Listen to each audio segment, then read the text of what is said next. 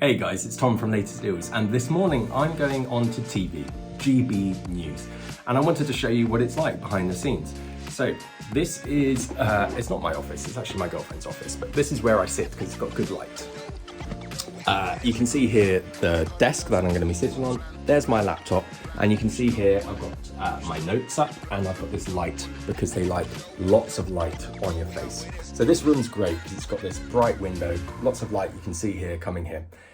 When you watch TV and there's a video call and someone's really dark, it looks terrible. And TV's more about how things look than what you actually say. So what I'm going to do is, whilst the interview is on, I'm going to record myself so you can see it exactly how it's done. Today, I'm talking to GB News about some research that says, it says people are feeling more confident about the future, about their personal finances and the future. And this research, in my opinion, well, you'll hear my opinion. And sorry, just before I start, you're going to see me side angle like this because when I do the interview, it's coming from this webcam on my laptop and I'm filming you from my phone on the side of the desk here. So it's going to look like I'm talking like this, which is a bit weird to watch, but that's why. Likely to look into sales than fully priced items.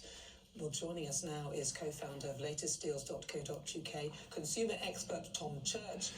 Tom, good morning to you. What can you tell us about this research, and are people really feeling that confident about the future? Yes, good morning. This research, as you say, is looking at how people are feeling about their finances in the wider economy. So it's not what's actually happened, which is what you just spoke about with Jasmine and the retail sales, but how confident they are. And it's a mixed sandwich what they're saying. We're still a little bit downbeat compared to pre-COVID levels, but as a whole, we're all starting to feel a bit more confident. We're saving more than ever. We're putting off big purchases to choose to save instead, or at least that's what the research says. But I've got to say to you, I disagree with this.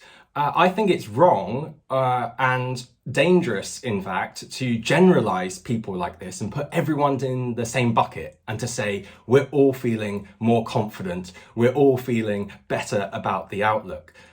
So on social media, I put the same question out as a poll and I asked, how are you feeling about your personal finances? Will they get better or worse in the next 6 months? So you can also, let's ask our viewers, are you feeling better or worse about your personal finances in the next 6 months? And 1,300 people replied.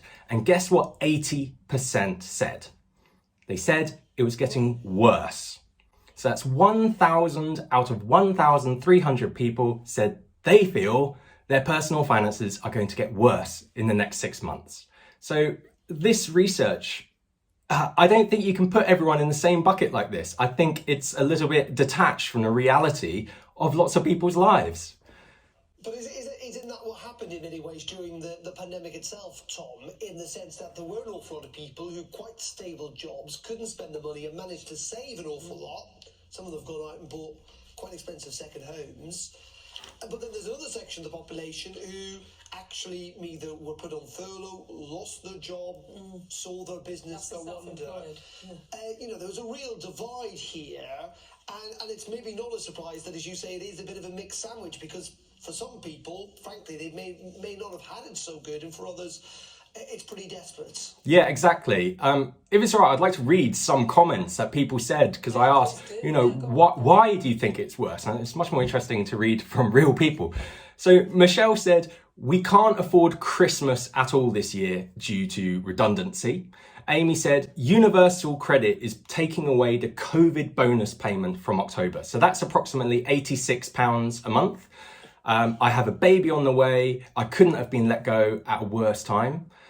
Lisa said, I'm now unemployed due to my hours no longer being available.